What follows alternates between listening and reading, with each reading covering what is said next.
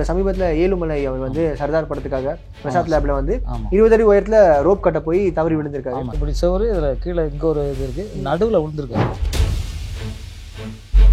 எல்லா நாளுமே வந்து நீங்கள் வந்து எதிர்கொள்ளணும் அந்த மரணத்தை அப்படின்ற மாதிரி தான். ஆமாம், அதான் எங்கள் வீட்டிலேருந்து இப்போ வெளியே ஷூட்டிங் போகிறோன்னா உயிரோட வாங்கன்னு தான் சொல்லுவாங்க. உண்மைதான், நீங்கள் சொன்னீங்களா காதல், நம்ம மனமாற அதை வந்து விரும்புகிறோம் இல்லையா, அந்த விருப்பங்கள் நமக்கு வந்து உண்மையான இவர் தான். என்டிஆர் தான் அடிப்பார், அவர் கண்ட்ரோலே பண்ண மாட்டார், குத்து பஸ்ஸுக்குன்னு குத்திடுவார். அது வந்து ரோப் இப்பெல்லாம் இல்லை, ரோப்லாம் ஏன் இதை பண்ணலாம், 50 அடி குதிக்கணும் அப்படின்னு. அவ்வளோதான். ஒரு இடத்துல இந்த கையில் இதில் வைக்கல் இருக்குது, இதில் ஒன்றும் இல்லை. ஓகே, சும்மா தரையாக போட்டானுங்க. இதில் வந்து அடிச்சிச்சுல, அடிச்சோன்னா ட்ரெயின் போகும்போது கிராஸ் பண்ணி போனோம் பார்த்துங்க. ஓகே, அந்த ஷாட்டுக்கு வந்து நான் பண்ணும்போது இந்த இதெல்லாம் போடுவாங்களா, அதை போட்டு போகும்போது ட்ரெயின் தட்டிச்சு. என்ன ட்ரெயின் தட்டிச்சு? ஆமாம், தட்டி. ரிஃப்ளெக்ட் வாய்ஸ்க்கு வணக்கம், நான் உங்கள் சுகுமாரன். இந்த இன்டர்வியூவில் நம்ம கூட ஸ்டண்ட் கொரியோகிராஃபர், மாஸ்டர், இப்படி நிறைய விஷயங்கள் சொல்லிட்டே போகலாம், ஜாக்வார் தங்கம் அவர்கள் தான் இணைஞ்சிருக்காரு. வணக்கம் சார். வணக்கம் சார். முதல்ல ரிஃப்ளெக்ட் அந்த ஓனருக்கும் நிர்வாகத்தினருக்கும் உங்கள் மாதிரி தொழில்நுட்ப கலைஞர்களுக்கும் நன்றி கலந்த வணக்கத்தை கரம் கூப்பி சிரம் தாழ்த்தி வணக்கத்தை தெரிவிச்சுக்கிறேன். ஏன்னா உங்கள் இதிலெல்லாம் வந்து நிறைய பேர் இது பார்த்து அவங்களுக்கு பலன்கள், ஏன்னா நீங்கள் உங்களை பற்றி நிறையா கேள்விப்பட்டிருக்கேன், இதெல்லாம் கிடைக்குங்கிறது எனக்கு நம்பிக்கை இருக்குது. அதனால் உங்களை கரம் கூப்பி வரவேற்கிறேன். இப்போ சமீபத்தில் ஏழுமலை அவர் வந்து சர்தார் படத்துக்காக பிரசாத் லேப்ல வந்து 20 அடி உயரத்தில் ரோப் கட்ட போய் தவறி விழுந்திருக்காரு. ஆமாம் சார், ஆமாம். 5:30 மணி 6 மணிக்கு நடந்திருக்கு, 11 மணிக்கு இறந்துருக்காரு. ரொம்ப கஷ்டப்பட்டு தான் இறந்துருக்காரு.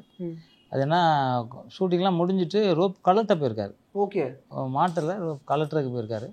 அப்போ அந்த இடத்துல லைட்லாம் இல்லைங்கிற மாதிரி நான் கேள்விப்பட்டேன். அது கலட்டும் போது எல்லாரும் அங்கங்கே இருந்திருக்காங்க. இவர் ஃபைட் மாஸ்டருக்கு மட்டும் ஏதோ சவுண்ட் டப்புன்னு விழுந்த சவுண்டு கேட்டிருக்கு. உடனே அவர் தான் என்னமோ விழுந்துருக்குன்னா, இல்லை சார் இருந்தால் ட்ரம் விழுந்துருக்கும் அப்படின்னா, இல்லை இது வேறு ஏதோ சவுண்டாக இருக்குது, வாங்க ஓடி வாங்கன்னு சொல்லிட்டு அவர் டார்ச் வாங்கி அடித்து பார்த்துருக்காரு. அந்த இடத்துல வந்து ஒரு செவரு, இப்படி செவரு, இதில் கீழே இங்கே ஒரு இது இருக்குது, நடுவில் விழுந்திருக்காரு. கரெக்டாக விழுந்து வந்து இந்த ரிப்பு வந்து உள்ளே உடஞ்சி நுரையெல்லாம் பிச்சுக்கிச்சான். நுரையில் பிடிச்சி தலையில் அடிபட்டு மூளையிலேருந்து ரத்தம் ஊற்று தான் தலை 2ஆக பிளந்துருச்சான். இவர் யாருன்னே தெரியல. திருப்பி பார்த்தா ஏழுமலை ஃபைட்ரு. என்னடா அது அலறி அடிச்சு என்ன அப்படின்னு சொல்லி உடனே சூர்யா ஹாஸ்பிட்டலுக்கு கூப்பிட்டு போகிறாங்க. சூர்யா ஹாஸ்பிட்டல் போனால் அவங்க பார்க்கும்போது சொல்லிட்டாங்களா, ரொம்ப ரிஸ்க் இது அப்படின்னு சொல்லியிருக்காங்க. உள்ளே ஃபுல்லாக ஓப்பன் பண்ணால் கூட ரொம்ப கஷ்டம் தான் அப்படின்ற மாதிரி இருக்காங்க. இருந்தாலும் அவங்க வந்து என்னென்ன ஆக்ஷன் பண்ணாங்களோ கொஞ்சம் அப்படி இறங்கி டப் பண்ணி ஒரு 11 o'clock உயிர் போயிடுச்சு. ரொம்ப மன வருத்தம். என்கிட்டலாம் ஒரு 15 வருஷம் அந்த தம்பியை வேலை செஞ்சாப்புல. ரொம்ப நல்ல ஒர்க்கர், ரொம்ப சிரிச்ச முகமாக இருப்பார். அவர் வந்து கோபமாக கூட நான் பார்த்ததில்ல, எப்பவும் சிரிச்ச முகமாக இருப்பார். கஷ்டப்பட்டு ஸ்டார்ட் பண்ணால் கூட சிரிச்சிட்டு மாஸ்டர் உண்மை பண்ணுற சிரிச்சிக்கிட்டே கேட்பார். அந்த நல்ல மனிதரை இறைவன் கூப்பிட்டுக்கிட்டாரு. தம்பி ஆத்மா சாந்தி அடையணும். நான் தான் நேற்று ஃபுல்லாக அங்கே இருந்தோம். நாங்கள் ரொம்ப வருத்தமான இது. அதாவது ஒருத்தர் இறக்குறாருன்னா அந்த குடும்பம் எவ்வளோ கஷ்டப்படும். அந்த குடும்பத்தில் நானும் ஒருத்தன், நீங்களும் ஒருத்தவங்க, எல்லாருக்கும் நமக்கு அந்த வருத்தம் இருக்குது. நீங்கள் அதை வந்து கேட்கணுங்கிறது உங்களுக்கு எவ்வளோ வருத்தம் இருந்ததுன்னு கேட்கணும். அந்த வருத்தத்தில் நம்ம எல்லாம் பங்கேற்றோம். அதெல்லாம் உங்கள் குடும்பத்துக்கு நாங்கள் என்ன ஹெல்ப் பண்ண போகிறோம். ஆமாம். Okay sir. சரி, இப்போ நீங்கள் கண்டிப்பாக நிறைய கிட்டத்தட்ட 4000 படங்களில் வேலை பண்ணியிருப்பீங்க. ஆமாம். ஒரு மொழி மட்டும் இல்லை, எல்லா மொழிகள்லையுமே வந்து தமிழ், தெலுங்கு, ஹிந்தி, கன்னடம், மலையாளம், ஒரியா, இது இலங்கை மொழி, ரஷ்யன் மொழி, ஆங்கிலம் மாதிரி ஒரு கிட்டத்தட்ட ஒரு 13 லாங்குவேஜில் நான் ஒர்க் பண்ணியிருக்கேன். ஃபைட் மாஸ்டர் ஒர்க் பண்ணியிருக்கேன். எல்லா நாளுமே வந்து நீங்கள் வந்து எதிர்கொள்ளணும் அந்த மரணத்தை அப்படின்ற மாதிரி தான். ஆமாம், அதான் எங்கள் வீட்டிலேருந்து இப்போ வெளியே ஷூட்டிங் போகிறோன்னா உயிரோட வாங்கன்னு தான் சொல்லுவாங்க. திரும்பி அதான். ஆமாம், இப்போ வேறு என்ன போனாக்கா எனக்கு அந்த ஸ்வீட் வாங்கிட்டு வாங்க, இல்லைன்னா அந்த பூ வாங்கிட்டு வாங்க அப்படிலாம் சொல்லுவாங்க. எங்கள் குடும்பத்தை பொறுத்த வரைக்கும், ஸ்டண்ட்டு கலைஞர்கள் குடும்பத்தை வரைக்கும் பார்த்து அடிபடாமல் உயிரோட வாங்க, உங்களை நம்பி நாங்களாம் இருக்கோன்னு தான் சொல்லுவாங்க. ஸோ அந்த மாதிரி ஒரு காரணம் தப்பினால் மரணம் எங்கள் வேலை. அது நாங்கள் ரொம்ப இன்ட்ரெஸ்ட்டாக ஏற்றுக்கிட்டோம். ஆனால் இந்த மாதிரி உயிர் பள்ளி போகுதுங்கிறது தான் கொஞ்சம் ரொம்ப வருத்தமாக இருக்குது. நான் எவ்வளோ படம் பண்ணியிருக்கேன், எனக்கு எவ்வளோ அடிபட்டுருக்கு. எனக்கு கால் முட்டி உடஞ்சிருக்கு, கை உடஞ்சிருக்கு, ஜவ்வு கிழிஞ்சிருக்கு, இடுப்பில் L1, L2, L4, L5 அடிபட்டிருக்கு. இந்த பக்கம் கல் இந்த பக்கம் குத்தி இந்த பக்கம் வெளியே வந்திருக்கு தண்ணிக்குள்ளே ஃபைட் பண்ணும்போது. எவ்வளவோ ஒரு படம் வந்து ஹீரோ வந்துக்கிட்டு இருப்பார், நாங்கள் வந்து தண்ணிக்குள்ளே மறைஞ்சி திடீர்னு எழுந்திருக்கோம். ஒரு சீனு பார்த்தா எல்லாம் எழுந்திரிச்சு பார்க்குறோம், எங்கேயோ நிற்கிறோம். எல்லாம் இன்னும் கொஞ்ச நேரம் விட்டால் அந்த இது வந்து பள்ளமாக போவோம், அங்கே போய் எடுத்துப்போம். எங்களுக்குலாம் பயம் ஆகி போச்சு, யாருமே பொழைச்சே இருக்க முடியாது. மொத்தமாக ஆமாம், தண்ணி உள்ளே போனோடனே அது பாட்டு இழுத்துட்டு போயிடுச்சு எல்லாரையும்.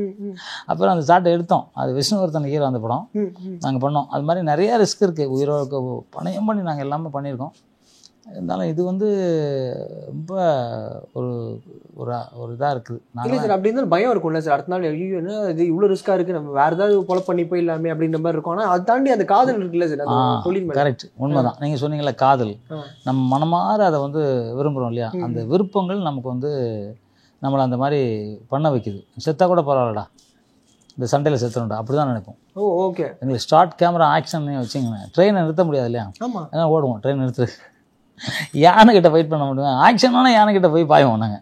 அது தூக்கி சொல்லிட்டு இதெல்லாம் ஆக்ஷன் மாதிரி எங்களுக்கு எல்லாம் கம்மி தான். ஆக்ஷன் அப்படின்னா எங்களுக்கு போதும், எதை வேணாலும் சொல்லணும். அது மாதிரி எங்களுக்கு இருந்தாலும் மரணம் சில நேரத்தில் தேடிடுது. நாங்கள் வந்து அப்போல்லாம் வந்து ஜீப்பை மோதம் பார்த்துங்க, அங்கேருந்து 100 கிலோமீட்டர் இந்த 100 கிலோமீட்டர் அடிப்போம், லைவ் அடிப்போம் சார். அப்போலாம் என்னன்னா இவ்வளோ பெரிய பைப்பு பற்ற வைப்போம், உடஞ்சி உள்ளே வராதெல்லாம் அடிப்போம். சில நேரத்தில் அதான் உடஞ்சி வந்து அப்படியே இடுப்புக்கு கீழே ஒன்றுமே உணர்வு இல்லாமல் நிறைய பேர் சேர்த்துருக்காங்க.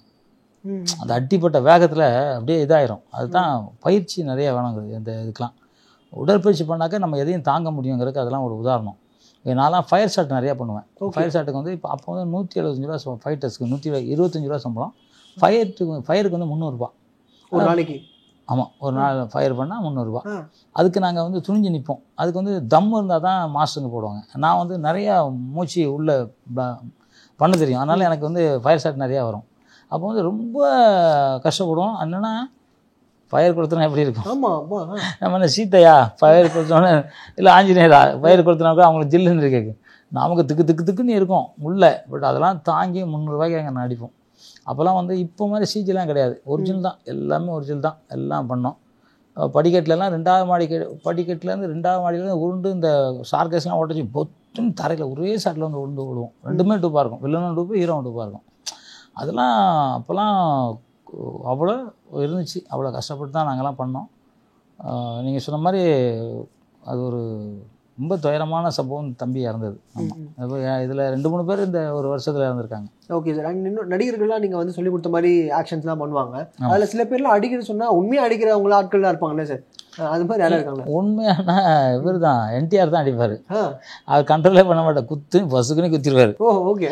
அப்புறம் வலிக்குதா அப்படின்வார், உண்மையாக குத்துவார். மற்றபடி எனக்கு தமிழ் என்ன சொல்லுவாங்களா சார், விஜயகாந்த் அவர்லாம் உண்மையாக அடிப்பாருப்பா, டமால் போட்டு மிதிக்கிறதா இருக்கட்டும். இல்லை சார், அவர் வந்து சொல்லி தான் பண்ணுவார். இப்போ வந்து ஒருத்தர் மேலே கிக் அடிச்சு போனோன்னா அவர் கேட்பார், நீ தாங்குவியா அப்படிம்பார். தாங்குவேன் அப்போ தான் அவர் அடிப்பார். ஆனால் அதுக்கு வந்து பெரிய அமௌண்ட் கொடுப்பார். ஸோ சாதாரண அமௌண்ட்லாம் ஃபைட்டர்ஸுக்கு இப்போ நாங்கள் வாங்குகிற எங்கள் ரேட்டை விட அது ஒரு 10 மடங்கு ஜாஸ்தியாக இருக்கும். அது மாதிரி கவனிப்பு நல்லா இருக்கும். எம்ஜிஆருக்கும் ஒரு குரூப் ஃபைட்டர்ஸ் இருப்பாங்க, அதே மாதிரி விஜயகாந்துக்கு வச்சுருந்தாங்க. எம்ஜிஆர் வந்து என்ன பண்ணாலும் சரி அதை தாங்கிறதுக்கு ஒரு ஃபைட்டர்ஸ் குரூப். அது என்ன அடித்தாலும் சரி, கத்தியில் பண்ணாலும் சரி, என்னாலும் சரி, அண்ணா சரி நான் ஓகே நினைப்போம். அது மாதிரி கேப்டனுக்கு அது மாதிரி இருக்கும். ஏன்னா அவர் குடும்பத்தில் ஒருத்தனா பார்ப்பார், எம்ஜிஆரும் சரி கேப்டனும் சரி. அதனால் அதெல்லாம் நாங்கள் பொறுக்கதில்லை. ஆனால் ராஜ்கிரண் நல்லா அடிப்பார். அவர் குத்துனா இறக்கிறவர் இல்லை, ஐயோ இப்போ நான் உங்களோட கண்ணு பண்ணி அது மாதிரிலாம் அப்படிங்கிற மாதிரி இருக்கும்.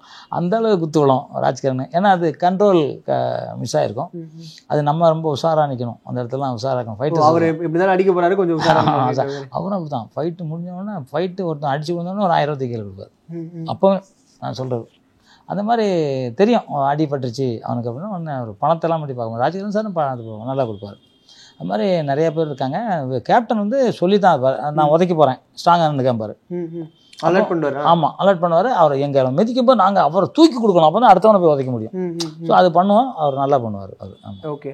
நீங்கள் இத்தனை மாடலேருந்து நான் குதிச்சு விழுந்தேன், எனக்கு பயங்கரமாக சப்புன்னு தான் இருக்கா சார்? சார் எனக்கு வந்து பெரிய அட்டின்னா வஜ்ரமுஷிக்குன்னு ஒரு படம். அதில் வந்து ஒரு படம் நான் ஃபைட்டராக தான் ஒர்க் பண்ணியிருக்கேன், ஆம்பூர் பாபு மாஸ்டரு. அதில் வந்து 6 மணிக்கு பேக்கப் பண்ண போகிறோம். பெங்களூர் பேலஸ் இருக்கு இல்லையா, பேலஸ் வந்து டைவ் பண்ணோம். ஹீரோ டைவ் பண்ணோன்னா அதுக்கு போல் டூப் ஒருத்தர் மேலே போயிட்டோம். நாங்கள் கீழே நிற்கிறோம். அதுதான் கடைசி ஷாட்டு. அன்னைக்கு அடுத்த நாள் காலையில் இங்கே ரஜினி சார் படம் சென்னையில் ஷூட்டிங்கு. அதனால் மாஸ்டர் சொல்கிறாரு, டேய் வாடா, அப்போல்லாம் என்ன தெரியுமா, இப்போல்லாம் மைக் இல்லை, ஷார்ட் கேமரா ரெடியா, ரெடி ஆக்ஷன். அவர் கூட்டம் ஒரு மைக் இருக்கும். இப்போ அப்போல்லாம் அதில் ஒரு துண்டு வச்சுக்கோம், அதாவது எப்படின்னா ரெடி சிக்னல் தான் ரெடி, என்ன கேமரா ஷார்ட் கேமரா ரன்னிங்னு அவர் சொல்லுவார். ஆக்ஷன் என்ன நினச்சாலும் குதிச்சிடணும், அவ்வளோதான். இப்படி போட்டாரோ குதிச்சிடணும், அவ்வளோதான். இவனை 10 வாட்டி போட்டான், குதிக்கல அவன். என்னடா அவன் குதிக்க மாட்டேங்கிறானே அப்படின்னு நான் சொன்னேன், மாஸ்டர் நான் வேணா போய் பண்ணிட்டுமானேன். சரி போடா அப்படின்னாரு.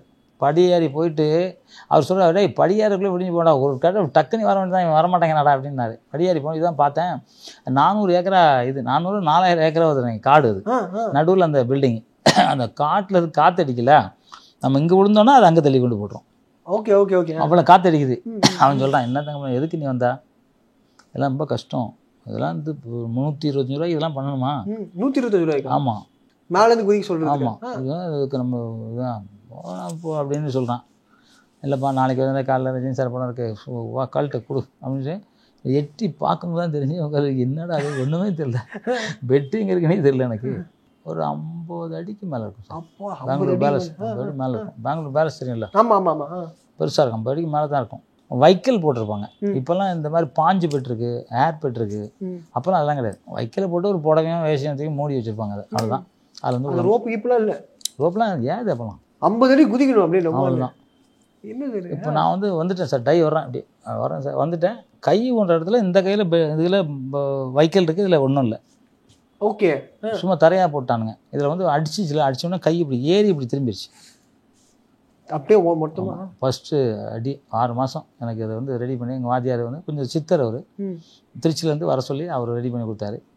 அதுக்கப்புறம் பார்த்தீங்கன்னா ஒரு இவருக்கு நம்ம தெலுங்கில் ஒரு ஆக்டரு, அவருக்கு வந்து ட்ரெயினில் கிராஸ் பண்ணும்போது, ட்ரெயின் போகும்போது கிராஸ் பண்ணி போனோம் பார்த்துங்க. ஓகே.